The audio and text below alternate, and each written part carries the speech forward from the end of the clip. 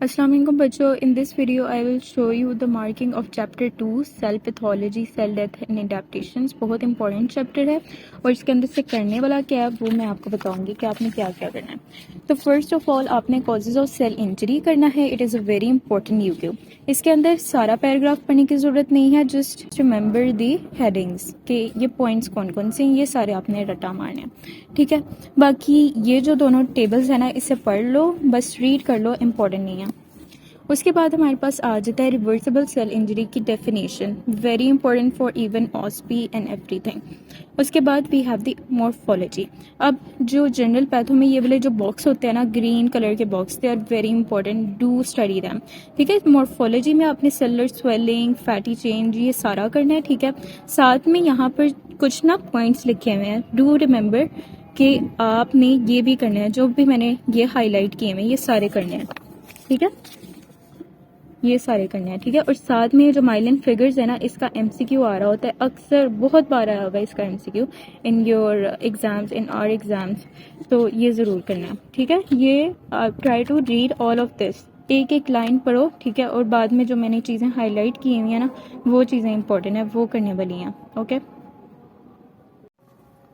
ये वाली figure just for your understanding, ये कॉन्सेप्ट के लिए है। उसके बाद भी है अपने नेक्रोसिस एंड अपोप्टोसिस का difference, very very very important MCQ, ठीक है। ये सारा रट्टा मारना है। देन वी हैव यहाँ पर अपोप्टोसिस की और नेक्रोप्टोसिस की छोटी सी डेफिनेशन लिखी हुई है, ये दोनों कर देनी है। और यहाँ पर बताया हुआ है कि necrosis, unlike necrosis which is always an indication of pathologic process, apoptosis is also occurs in healthy tissue too, ठीक है। ये हो गई। और इसके बाद में क्रॉसेस की यहाँ से डेफिनेशन है, ये आप लोगों ने कर लेनी है। फिर आ जाती है मॉर्फोलॉजी। इसका कॉन्सेप्ट ज़रूर लेना है कि साइटोप्लाज्मिक चेंजेस होते हैं, कौन कौन से होते हैं, ग्लासी होमोजेनस अपीयरेंस हो जाती है, loss of lighter colour, staining, glycogen particles हो जाते हैं, माइलिन फिगर्स मोर प्रोमिनेंट हो जाते हैं, माइलिन फिगर्स मोर प्रोमिनेंट हो जाती है, मोथ हिडन अपीयरेंस आ जाती है। और न्यूक्लियर चेंजेस करने हैं कि पिक्नोसिस क्या होता है, कि पिक्नोसिस क्या होता है, कैरियोहेक्सिस क्या होता है, कैरियोलाइसिस क्या होता है, very important for you viva points, ठीक है। और जो हमारे पास जनरल पैथो में जो डायग्राम्स होती हैं ना, अभी तो आपके लिए नहीं इंपॉर्टेंट, पर इन ऑस्पी ये डायग्राम्स आ रही होती हैं, इनकी आइडेंटिफिकेशन होती है कि ये वाला प्रोसेस कौन सा है। जैसे कि यहाँ पर जो मॉर्फोलॉजिकल चेंजेस बताए हुए हैं और इसके अंदर हमारे पास इरिवर्सिबल सेल इंजरी बताई हुई है, इरिवर्सिबल सेल इंजरी बताई हुई है और रिवर्सिबल सेल इंजरी बताई हुई है, reversible cell injury, irreversible cell injury. खैर अभी आप लोगों के लिए इंपॉर्टेंट नहीं है, लेकिन ऑस्पी आप लोगों ने ये पिक्चर्स करनी है।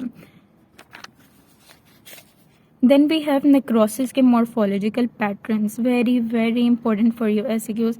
इस आधे पास पेपर में तो यही क्वेश्चन जिसके रिपीट हुए हैं, ये सारा आप लोगों ने करना है।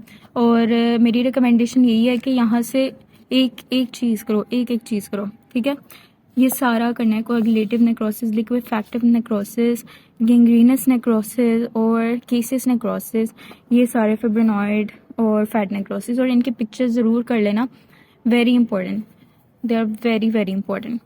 फिर आ जाती है हमारे पास एपोप्टोसिस। एपोप्टोसिस की ये डेफिनेशन लिखी हुई है। Then we have the conditions that are associated with apoptosis. इसके अंदर आपने बस नेम्स कर लेने ये सारे, ठीक है, और ये यू क्यू है। देन इसका बस कॉन्सेप्ट ले लेना इस डायग्राम का।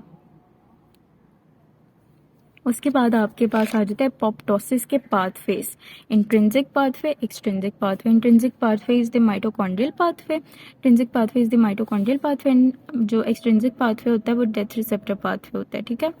उसके लिए आपने ये भी इम्पोर्टेंट है, उसके लिए आपने, मैंने यहाँ पर स्टिकी नोट बनाया हुआ है, टेक दिस स्क्रीनशॉट, ये आप लोगों ने करना है, ठीक है। टेक दिस स्क्रीनशॉट, ये है आपके पास death receptor pathway and this is mitochondrial pathway. Take the screenshot, आप यहीं से कर लोगे तो ये आपका पूरा हो जाएगा, और बहुत अच्छा यहाँ पर लिखा हुआ है, ठीक है। ये जो लिखा हुआ है आपको फिर अंदर से पढ़ने की भी जरूरत नहीं है। Then we have the morphology of apoptosis, ये आप लोगों ने पढ़ लेनी है। एंड देन यहाँ पर छोटी सी डेफिनेशंस लिखी हुई है नेक्रोप्टोसिस की, पायरोप्टोसिस की। पेपर में तो वैसे नहीं आएंगी, लेकिन डू इन्हें ना, इनको कॉन्सेप्ट ले लो कि इसके अंदर होता क्या है, कभी कभार ऑस्पी में वाइवा में पूछ लेते हैं। ऑटोफेगी की डेफिनेशन आप लोगों ने करनी है। टाइप्स ऑफ ऑटोफेगी क्या होती है, macro autophagy, micro autophagy, chaperone mediated autophagy. फिर आपने क्या करना है, अब यहाँ से जो सीन यहाँ पर जो भी कुछ लिखा हुआ है ना, ये इतना इम्पोर्टेंट नहीं है, ये बहुत ही काम आता है पेपर्स में ना, बहुत ही काम आता है। तो जो यहाँ पर मैंने चीज़ें हाईलाइट की हुई है ना, वो एक बार देख लेना, ये डायग्राम देख लेना, ये एक डायग्राम देख लेना, ठीक है। ये जो भी मैंने हाईलाइट किया हुआ ये सारा देख लेना। इसे वॉरबर्ग इफेक्ट कहते हैं, ये जो यहाँ पर लिखा हुआ है ना, ये वॉरबर्ग इफेक्ट, ये वाला कर लेना। और इस्कीमिया रेपरफ्यूशन इंजरी, ये एमसीक्यूज में आ जाती है, वाइवा में आ जाती है। ऑक्सीडेटिव स्ट्रेस का आप लोग इसकी डायग्राम से कर लेना। एंड देन बाकी ये चीज़ है, बस इसे एक बार रीड देनी है, it's not important for your exams. ये अच्छा, अब यहाँ पर ना CCl4 की पॉइजनिंग इज़ वेरी इंपॉर्टेंट। ये मैंने जो स्टिकी नोट पर लिखा हुआ है ना, आप लोग ये कर लो, इट विल बी इनफ। अब यहाँ से देख लेना एडेप्टिव अनफोल्डेड प्रोटीन रिस्पॉन्स क्या होता है, टर्मिनल अनफोल्डेड प्रोटीन रिस्पॉन्स क्या होता है, ठीक है। ये दोनों का कंसेप्ट होना चाहिए। फिर यहाँ से ये जो टेबल है ना, इसके अंदर से बस डिजीज़ के नेम कर लेना। Then we have DNA damage. DNA damage आप लोग डिटेल से पढ़ोगे उसके अंदर आपकी नियोप्लेजिया में, ठीक है। But if you really want तो इसके अंदर ये सारा मैंने लिखा हुआ है, इसकी स्क्रीनशॉट ले लो, इसके अंदर वो ही लिखा हुआ है, ठीक है। ये जो मैंने ऊपर जो सारा लिखा हुआ है ना, इसकी स्क्रीनशॉट ले लो और यहाँ से ये टेबल कर लेना, दैट विल बी इनफ। और फिर आप लोगों ने क्या करना है, ये सारा इम्पोर्टेंट नहीं है। Now we have the cellular adaptations. It is very very important. इसकी भी डायग्राम्स देख लेना आप लोग, ठीक है। और इसके लिए तो मैं आई विल 100% रिकमेंड कि आप लोग स्टिकी नोट पर लगाओ, ताकि आपको अंदर से हमेशा पढ़ना ना पड़े। ओके, सेलुलर अडेप्टेशंस ना रिवर्सिबल अडेप्टेशन होती हैं, और इसका बहुत बार MCQ भी आता है कि रिवर्सिबल होती हैं कि इरिवर्सिबल होती हैं। इनके ना नाम बताए होते हैं और पूछा होता है कि रिवर्सिबल है कि इरिवर्सिबल, ठीक है। तो ये जो सारी है ना, hypertrophy, hyperplasia, metaplasia and atrophy, ये सारी रिवर्सिबल चेंजेस हैं। ओके, हाइपरट्रॉफी की आप लोगों ने डेफिनेशंस करनी है, ठीक है। इन सब की डेफिनेशन यहाँ से करनी है। ये देखो, हाइपरट्रॉफी की यहाँ से, हाइपरप्लेजिया की यहाँ से, एट्रोफी की ये लिखी हुई है, मेटाप्लेजिया की यहाँ से, ठीक है। ये करने के बाद आपने डायरेक्ट जो मैंने यहाँ पर लिखे हुए हैं ना स्टिकी नोट्स, आप लोगों ने बस इसे कॉपी पेस्ट कर लेना, इससे हो जाएगा आपका, ठीक है। इसकी पिक्चर ले लो,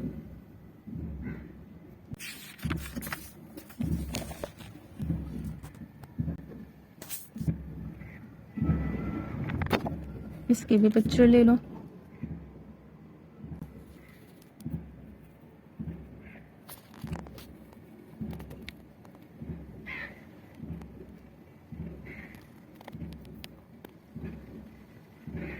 आ जाते हैं इंट्रासेलुलर एक्यूमुलेशन। इंट्रासेलुलर एक्यूमुलेशन के लिए आप लोग ये डायग्राम कर लो, जो मैंने यहाँ पर लिखा हुआ है ना, बस इसकी वो ले लो, इसकी पिक्चर ले लो।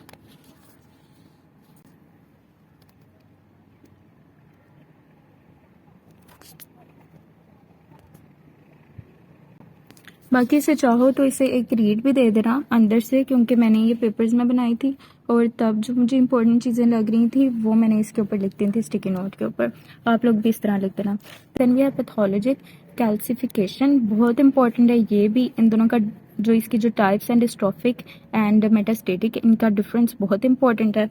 और इसका भी मैंने बनाया हुआ है स्टिकी नोट, इसके आप लोग इसकी पिक्चर ले सकते हो।